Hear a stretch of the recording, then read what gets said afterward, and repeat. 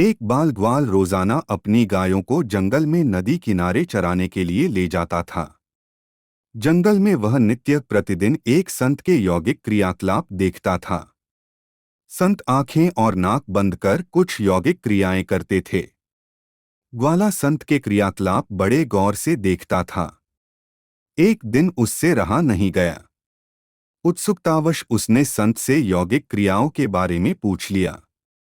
बाल ग्वाल के सवाल पर संत ने जवाब दिया कि वह इस तरह से भगवान से साक्षात्कार करते हैं। संत के प्रस्थान करने के बाद ग्वाला भी यौगिक क्रियाओं को दोहराने लगा और इस बात का संकल्प ले लिया कि आज वह भगवान के दर्शन साक्षात करके ही रहेगा।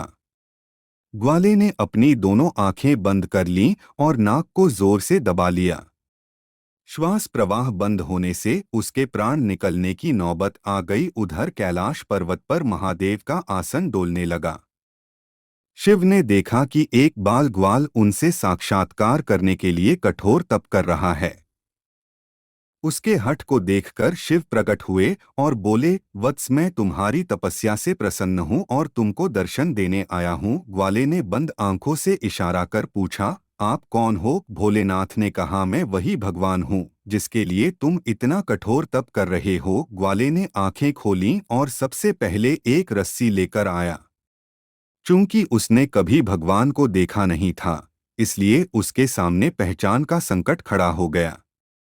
उसने भगवान को पेड़ के साथ रस्सी से बांध दिया और साधु को बुलाने के लिए भागकर गया।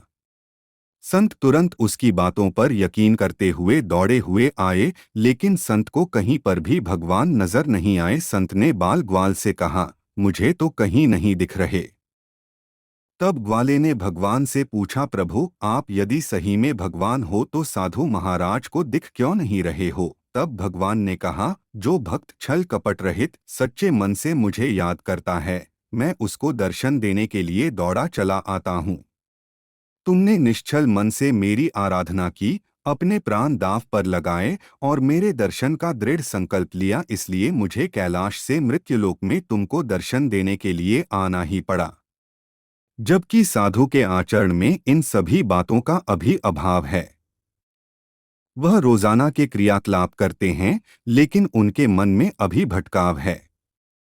इसलिए मैं तुमको तो दिखाई दे रहा हूं, लेकिन संत को नहीं।